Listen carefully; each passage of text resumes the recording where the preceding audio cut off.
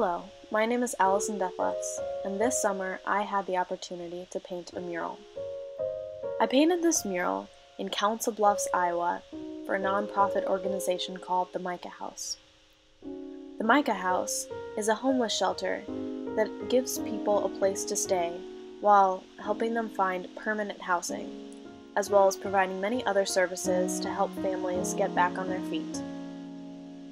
This room is eventually going to be made into a children's library.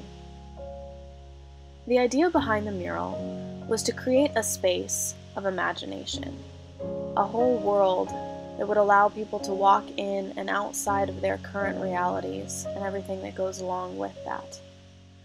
I wanted to make a space where children would feel free to imagine, feel free to create, feel free to be themselves and to dream. I also wanted it to be almost a fairy tale come to life, a place where everything that someone might read might feel just that much more real, and a place that would engage people, not just children, but also adults, people of any age. And because of that, I decided to create something that had kind of an I Spy feel, full of hidden objects and little animals and details, so that every time you would walk in, it would feel as though there was something new and something interesting to look at. This mural was definitely a unique and new challenge for me. I have done 2 murals in the past, both in other countries, one at an orphanage in Honduras and one for a community association in Lima, Peru.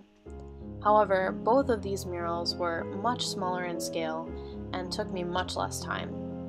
This mural covers 2 12-foot walls and one 27-foot wall, and took me roughly 180 hours. I started mid-July and finally finished in late August, so it was quite the project. It was also very different for me because I like to think of myself normally as a portrait artist and have virtually no experience with landscapes. So when I say that I really didn't know what I was doing, I really didn't know what I was doing. There were all sorts of new and unexpected challenges.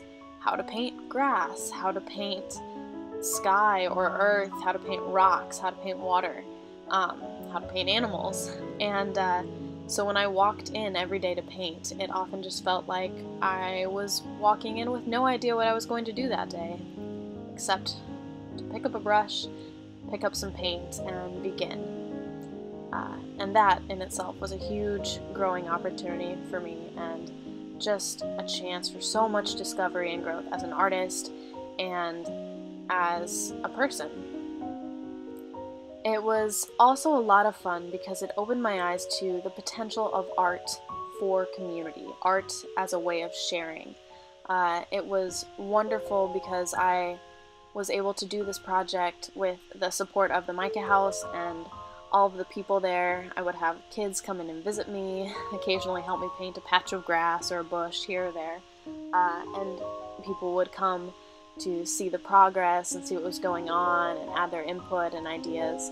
So it really felt like something that was so much bigger than me, which is what I feel like art should be. It should be about community. It should be about changing something from bland to something full of life, taking an empty space and turning it into artwork, turning it into something so much more than it was before. It was also just an amazing experience because I didn't really feel like I was ever creating the mural. It felt much more like the mural was creating itself. Like every time I painted something and stepped back, it was always meant to be that way, as though everything I did was just turning what something was into what it was meant to become. And so it really felt like just something that was out of my hands and something that was more than I could have ever imagined, and instead something that was just a true creation and co-creation with God and with the community.